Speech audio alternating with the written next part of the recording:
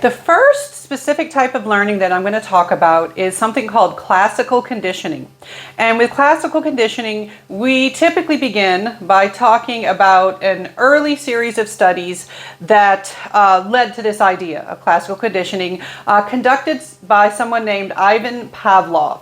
And Pavlov was not a psychologist. He was actually a digestion researcher who wasn't intending to study learning or conditioning, but he ended up getting there by sort of accident.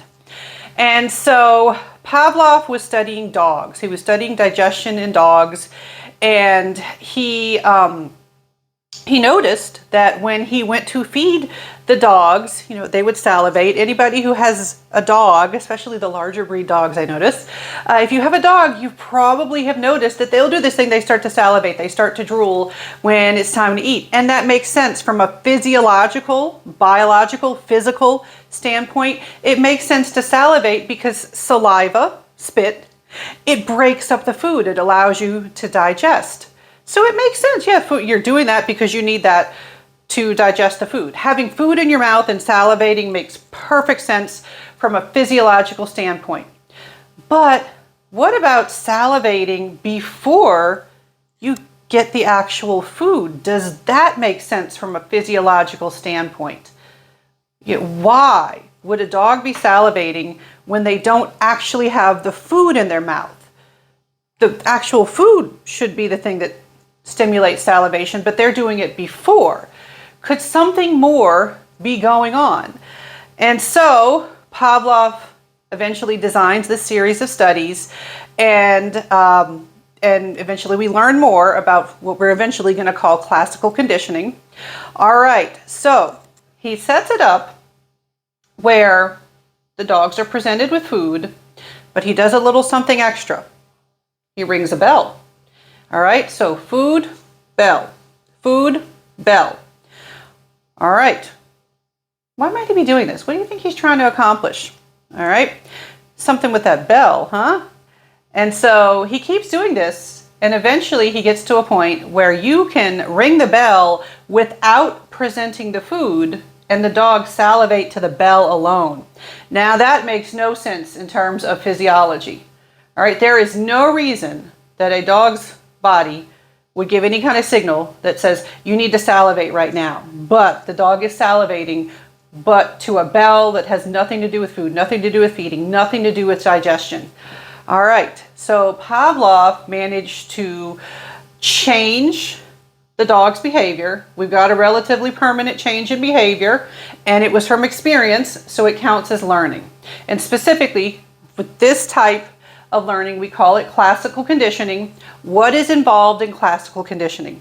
With classical conditioning, you start with something called a neutral stimulus. Neutral kind of just means no leaning, there's no preference of anything. Neutral stimulus, the idea with a neutral stimulus, it's kind of boring. There's no natural reaction, no natural response to a neutral stimulus. Neutral stimulus is the sort of thing where you see it, detect it, sense it, and you're just like, I have no behavior that goes with that stimulus. So neutral stimulus is like a meaningless stimulus. The bell in Pavlov's study starts off as a neutral stimulus. That bell is meaningless to the dog. It's just a noise. So you start off with a neutral stimulus, and you start pairing it, associating it. You start pairing the neutral stimulus, associating it with a different type of stimulus that has a natural reaction to it. What we call an unconditioned stimulus. An unconditioned stimulus is something where you already have a reaction ready to go. It's something that elicits a response. It's something that you have a reaction to. So you pair the neutral stimulus with the unconditioned stimulus. In this case, the unconditioned stimulus is, if we were in an in-person class, I'd see if anybody knows. All right, it is the food. The food is an unconditioned stimulus. You already have a reaction to it. A reaction is, ooh, food, I'm going to start salivating. All right, yum, yum, yum, yum, food. All right, so that is your unconditioned stimulus. All right, so we're pairing these things. The dog has a response. When the dog is salivating to the food, we call that an unconditioned response. Salivating to food is an unconditioned response. That is not from learning, that's from just the physiology, all right? That's not from experience, that's from physiology. The body has processes in place, you know, to use very vague general terms, all right?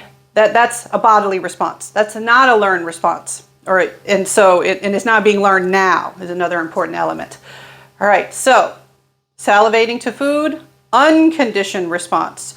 So we've got this unconditioned response. We continue to pair the neutral stimulus with the unconditioned stimulus. All right, you pair them, you connect them, you link them over and over and over again. Eventually, with conditioning, you get this new response that can show up, and that would be a conditioned response. The conditioned response occurs when you have the behavior towards what used to be the neutral stimulus. The neutral stimulus alone starts to elicit that behavior, that response. Now, in the case of salivation, when the salivation was to the food, we called it an unconditioned response. If salivation is to the bell, which used to be our neutral stimulus, we now call it a conditioned response. It's a learned response, a conditioned response. It learned to salivate to a bell.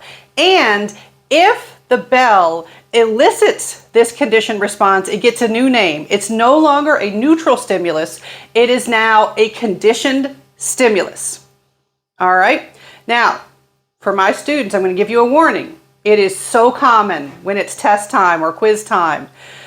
Students get all the stimulus and response mixed up and confused.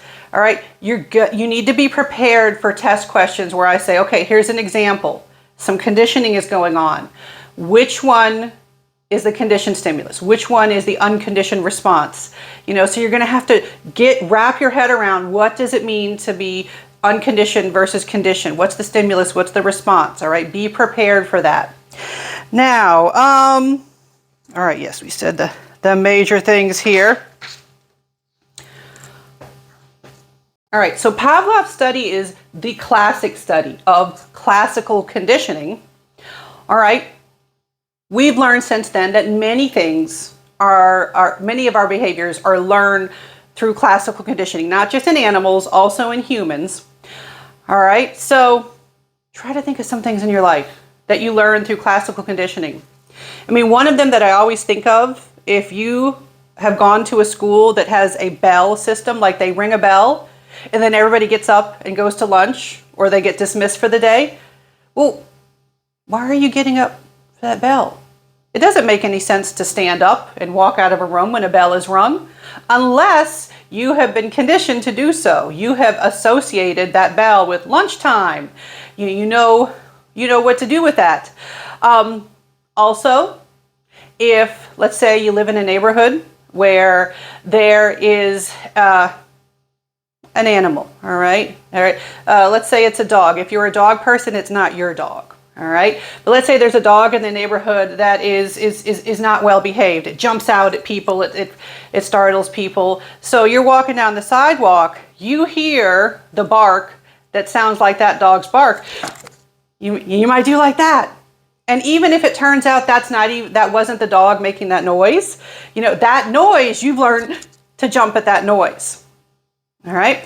Originally, that response had to be conditioned. You know, you didn't have that response until you associate that noise with that dog, with that behavior, with that situation. So association had to happen.